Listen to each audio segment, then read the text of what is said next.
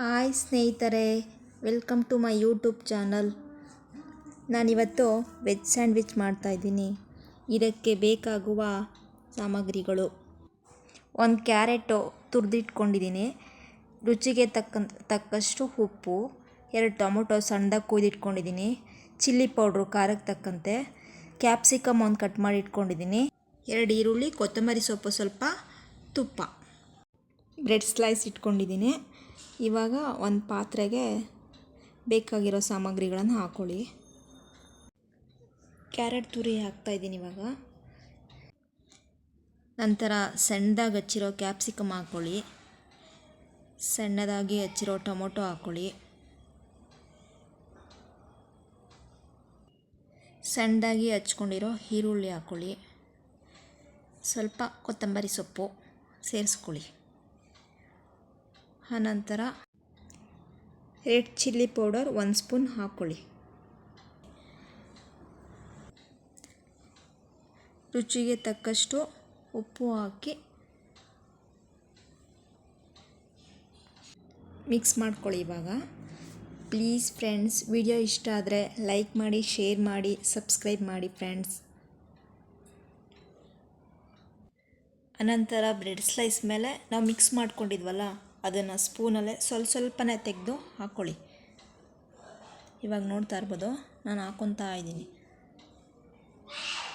ಎಲ್ಲ ಬ್ರೆಡ್ಗೂ ಹಾಕ್ಕೊಳ್ಳಿ.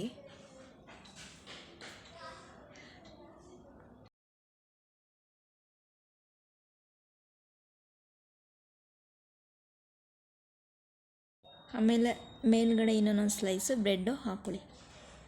ಹಾಕ್ಕೊಂಡಾಯಿತು.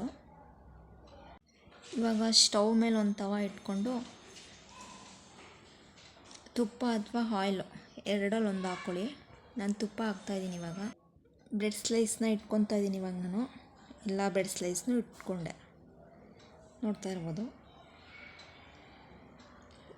ಲೋ ಫ್ಲೇಮ್ನಲ್ಲೇ 2 ಕಡೆ ಸಣ್ಣ ಉರಿನಲ್ಲಿ ಬೇಯಿಸ್ಕೊಳ್ಳಿ. ಮೇಲ್ಗಡೆ ಬೇಕಂದರೆ ತುಪ್ಪ ಹಾಕ್ಕೊಳ್ಳಿ.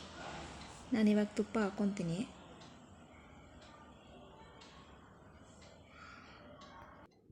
ಎರಡು ಕಡೆ ಸಣ್ಣ ಉರಿನಲ್ಲಿ ಬೇಯಿಸ್ಕೊಳ್ಳಿ. ಇದನ್ನು ಬೆಳಗಿನ ಟೈಮ್ ಬ್ರೇಕ್ಫಾಸ್ಟ್ಗೆ, ಈವ್ನಿಂಗ್ ಸ್ನ್ಯಾಕ್ಸ್ಗೆ ಮಕ್ಕಳಿಗೆ ಕೊಟ್ಟರೆ ತುಂಬ ಇಷ್ಟಪಟ್ಟು ತಿಂತಾರೆ. ನನ್ನ ಮಕ್ಳಿಗಂತೂ ತುಂಬ ಇಷ್ಟ.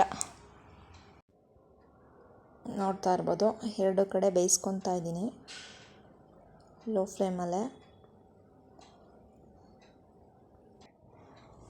ಇವಾಗ ಪ್ಲೇಟ್ಗೆ ತೆಗೆದು ಹಾಕ್ಕೊಳ್ಳಿ. 2 ಕಡೆ ಬೆಂದಿದೆ. ಕಟ್ ಮಾಡ್ಕೊಳ್ಳಿ. ಇವಾಗ ನಿಮ್ಗೆ ಬೇಕಂದರೆ ಸಾಸ್ ಹಾಕ್ಕೊಂಡು ತಿನ್ಬೋದು. ಮಕ್ಕಳು ತುಂಬ ಇಷ್ಟಪಡ್ತಾರೆ, ತಿಂತಾರೆ ಸಾಸ್ ಜೊತೆ.